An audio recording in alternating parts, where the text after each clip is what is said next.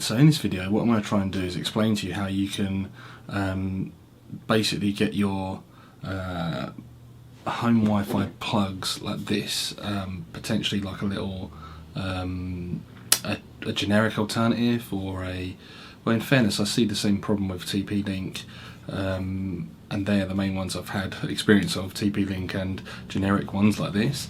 And basically what I'm going to do is show you how you can get this to speak to the Wi-Fi, which you may be having some problems with. Not so much the Wi-Fi, but your phone on the Wi-Fi.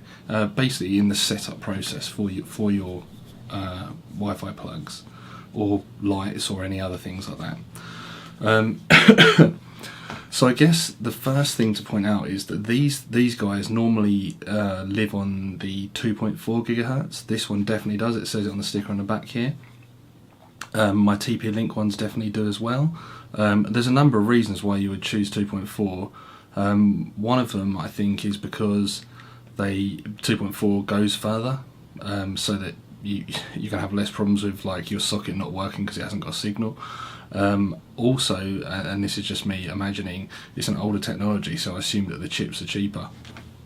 Maybe that's me totally making that up. Anyway, so obviously every single one of these guys is going to have a different app and a different setup, so I'm not going to really cover the exact setup for each one, but typically you have some process where there's like a light flash and you have to connect to it with your phone to do some setup. So we're just going to assume that you're doing that, and the reason you're at this video is because you can't get your phone to sort of do the connecting bit. Now, the reason for that, as far as I'm concerned, and how I typically find, is because most modern home routers have got a 5 gigahertz and a 2.4 gigahertz network, just so that they can make use of modern devices 5 gigahertz and use the extra speed that you get given, and also 2.4, so that people who've still got like their first generation iPad or whatever can still use their home Wi-Fi. So the home devices, like I've just said, probably using 2.4 for the extra range given, and also maybe because of the price, and also you can assume that most people who've got Wi-Fi will at least have 2.4. So, you know, that doesn't really matter. How we're going to get this to work is, what you need to do is go into your router. Now that is normally going to be written on the side of your router being your internet box, so BT Home Hub, Virgin Super Hub, something from Zyxel, or I'm trying to think of other ones I've seen, but I thought I might actually have one lying around, but I don't think I have to hand. Oh. So, not actually this exact one, but something like this, because this is a OpenReach thing from a million years ago, but something like that, you know, like a little box where you can have some wires coming out the back of it. So that is what you're going to be logging into. If you don't know the login stuff, if you go and find that box, it's normally going to be near your phone socket.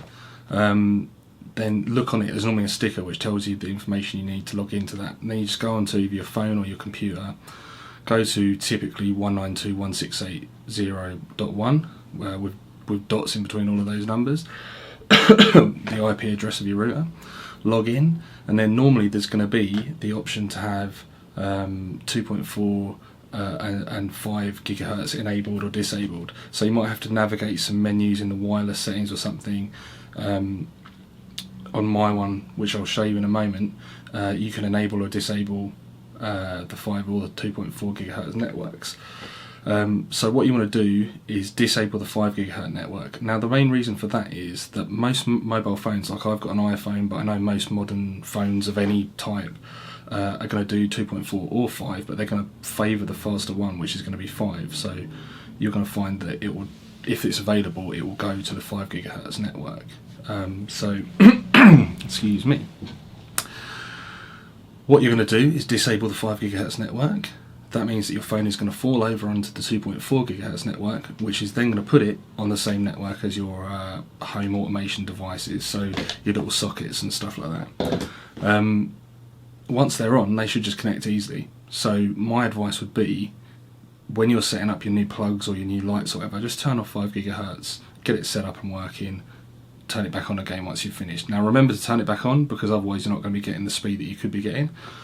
But other than that, that's what I would recommend. Certainly as a first port of call in terms of if you're having problems setting it up. Now how your Wi-Fi devices work is not, they're not specifically, so your plug socket, this is not connecting to your Alexa or your Google Home Hub or whatever. It's connecting to a cloud service, which is connecting to, you know, Amazon's cloud service or whatever, and there's like basically it's going between. That's why there's a delay between you saying to Alexa to turn it on or off. That message is basically getting routed through a bunch of stuff in the cloud and then back down to your little your socket to turn on or off.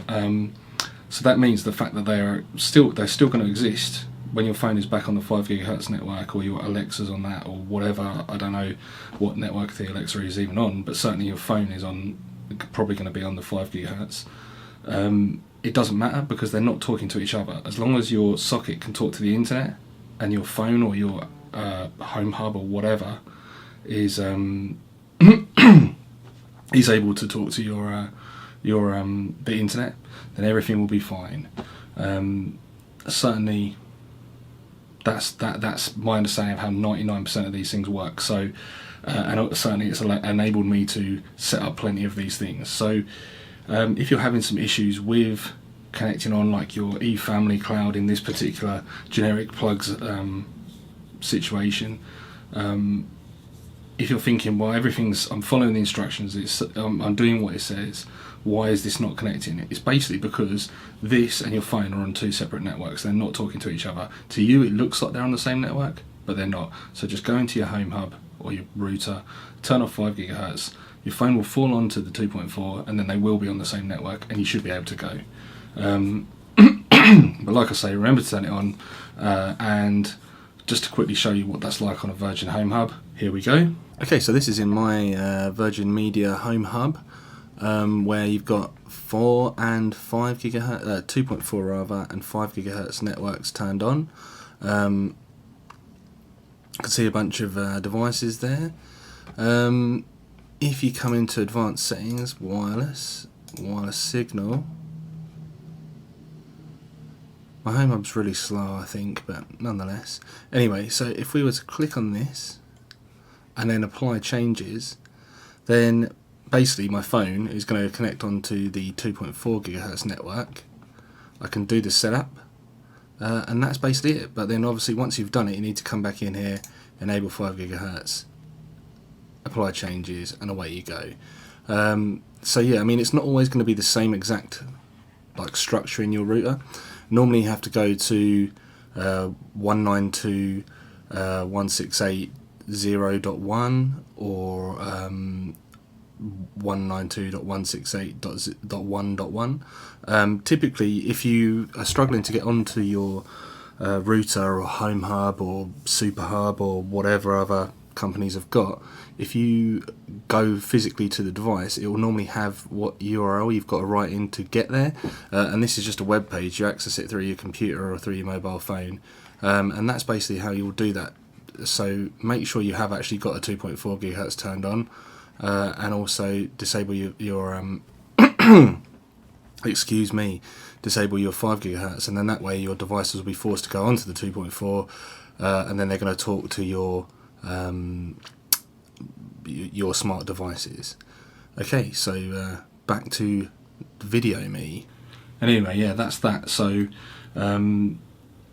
if you want to find out more stuff about Alexa's home automation, budget sockets, more expensive sockets, anything like that, let me know in the comments. Look at my other videos that I've done.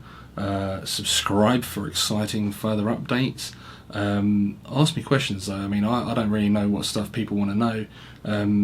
There's no little thing too small that I won't try and find out for you, because I've got a lot of spare time and I just like finding solutions to problems. So yeah, if you want to find something out, or you want me to find something out and tell you, let me know in the comments, and we'll do that.